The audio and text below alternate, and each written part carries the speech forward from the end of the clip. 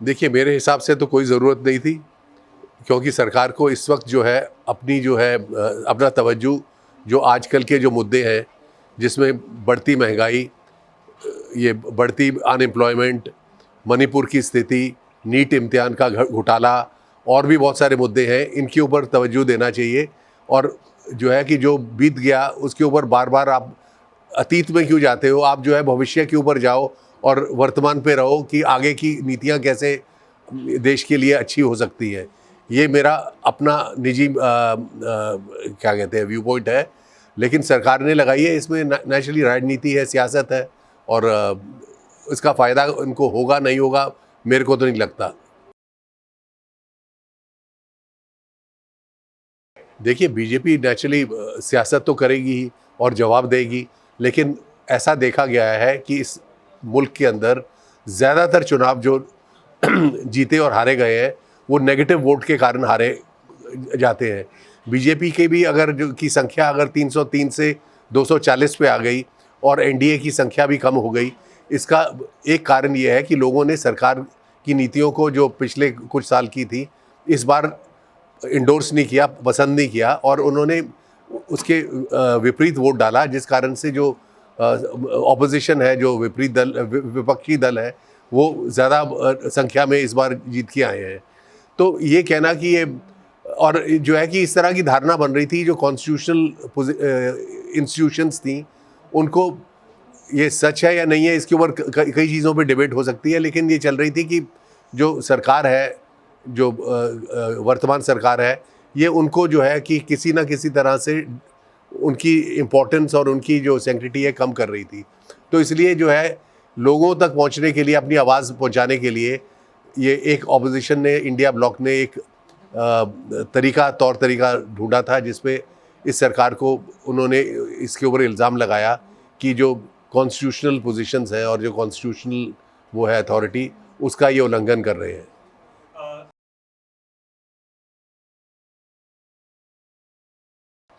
देखिए, मैं नहीं मानता ये कुछ भी इफ़ेक्टिव हुआ। ये जैसे मैंने पहले बोला, ये जो वोट गई थी, ये सरकार के विरुद्ध गई थी।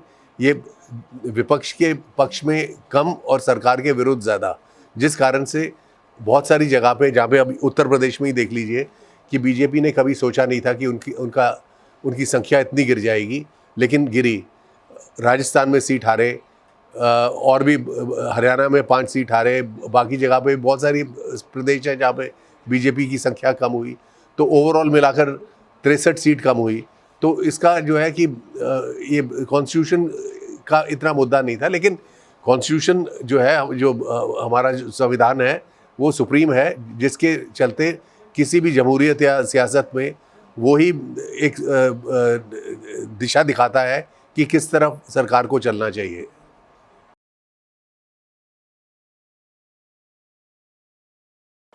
देखिए, ये तो सरकार बताएगी कैसे इम्प्लीमेंट करेगी, क्योंकि 60% के करीब इस वक्त की जो हमारी आबादी है, वो पैदा भी नहीं हुई थी जब इमरजेंसी लगी थी।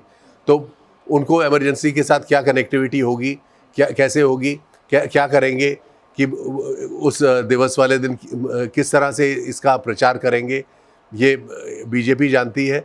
और ऐसे तो बहुत सारे दिवस हैं। अब श्यामा प्रसाद मुखर्जी बीजेपी, भारतीय जनसंघ के फाउंडर थे, और बलराज मधोकर, श्यामा प्रसाद मुखर्जी, उनका जो है जन्म दिवस से लेके एंड ये डेथ एनिवर्सरी से लेके जन्म दिवस तक ये बीजेपी हर साल मनाती थी। कुछ सालों में वो मना ही नहीं रही। तो अभी जून में 23 से लेके 6 या 7 जुलाई तक होना था, तो जो है कि इसका इस बार कोई चर्चा ही नहीं है। तो ये सब चीज़ें अब है, ये पॉलिटिकल मूव्स हैं, इसको आप पॉलिटिकली देखिए, सियासत के प्रिज्म से, सियासत की नज़र से देखिए। देखिए, अगला इलेक्शन 5 साल दूर है, और असेंबली इलेक्शन में जो लोकल मुद्दे होंगे, स्टेट, अब महाराष्ट्र है, हरियाणा है, इन सब ऐसे कई प्रदेश हैं जहाँ पे इलेक्शन हो रही है।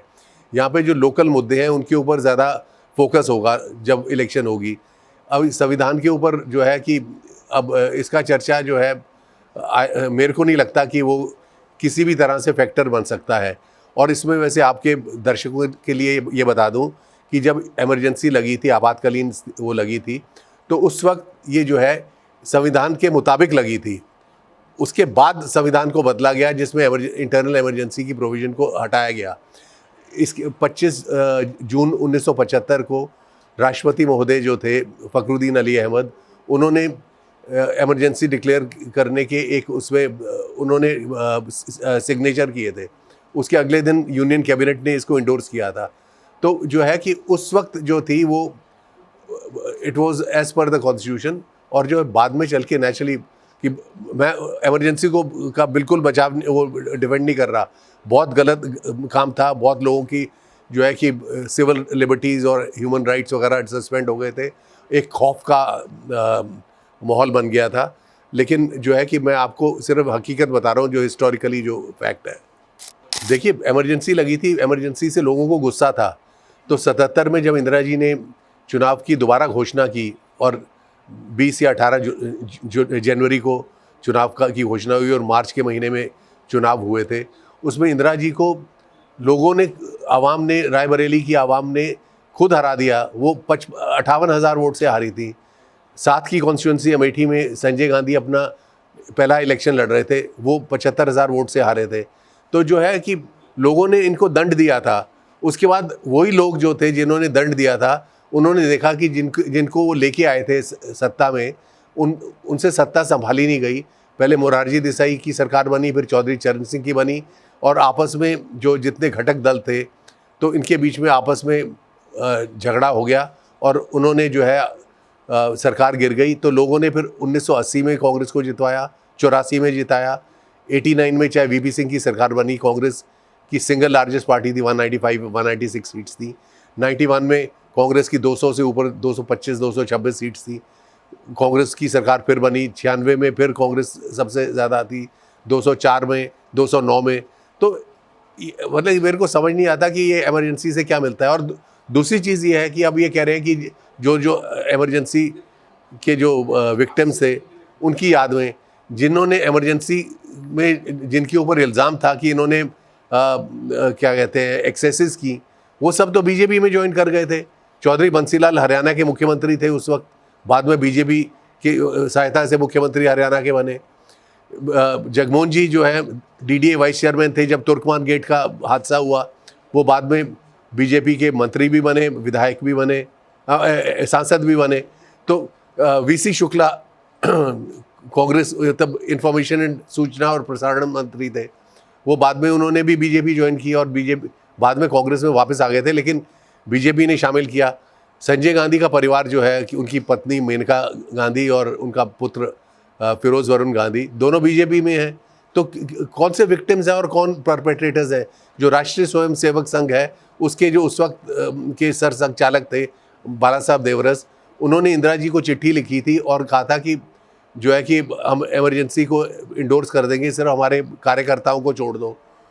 तो और उसमें था उनका आरएसएस का ये भी था कि क्योंकि ये जो फैमिली प्लानिंग का जो नसबंदी का कार्यक्रम चला था संजय गांधी के 5 सूत्र कार्यक्रम के मुताबिक, तो वो जो था कि उनको सूट कर रहा था कि ये माइनॉरिटी कम्युनिटी के खिलाफ जाता है। और 1980 के इलेक्शन में आपको हैरत होगी और 1984 में कि राष्ट्रीय स्वयं सेवक संघ ने कांग्रेस को सपोर्ट किया था, विपक्ष को नहीं किया था। और उसके बाद भी आरएसएस जो है बीच बीच में कांग्रेस को सपोर्ट करती आई है। राजीव गांधी के कार्यकाल में भी बाला साहब देवरस के जो छोटे भाई थे भावराव देवरस, वो राजीव जी के बहुत नज़दीक थे। तो इसलिए ये मेरे को नहीं समझता इससे क्या उद्देश्य सॉल्व हो रहा है। देखिए, उनको अपना दिमाग इस्तेमाल करना चाहिए और अंधभक्ति नहीं किसी की करनी चाहिए। मुद्दों को समझना चाहिए। उनको जो रोज़मर्रा की ज़िंदगी में उनके सामने मुद्दे क्या आते हैं, महंगाई, उनके बच्चों को नौकरी नहीं मिलती, नीट का स्कैंडल है, और इस तरह के बहुत मुद्दे हैं। उसमें जो है कि वो उनकी रोज़मर्रा की ज़िंदगी में है कि ये जो है कि जो खाम खा के जो डाइवर्शनरी टैक्टिक्स है, इससे किसी का पेट थोड़ी भर रहा है कि हर आदमी को अपनी परिवार को चलाना है, आगे जो है ज़िंदगी चलानी है। तो उसके लिए जो रोज़मर्रा की ज़िंदगी है वो होगी। आप किसी को गाली देकर किसी को करके, वो ठीक है, आपको उस वक्त मज़ा आएगा कि आपने चुस्की लेके बात कर ली कि ये देखो कांग्रेस ने ये किया, बीजेपी ने ये किया। वो एंड ऑफ द डे जो है इट इज़ द ये जो है जो मुद्दे जो हैं, जो आपकी ज़िंदगी को हर रोज़ सताते हैं, जो आपको उसके सामने आते हैं, वो ही अल्टीमेट है और उसी के ऊपर तवज्जो देना चाहिए। ये सोशल मीडिया ये जो है इसके थ्रू जो है कि बड़ी-बड़ी पॉलिटिकल पार्टीज़ प्रचार करती है, लेकिन उनको जो आम लोग हैं, उनको उन सोशल मीडिया की साइट्स को देखना चाहिए जो एक न्यूट्रल व्यू और एक ऑब्जेक्टिव व्यू देते हैं। वो किसी का पक्षपात नहीं करते और जो है कि जो असली तस्वीर है वो उनके सामने रखते हैं।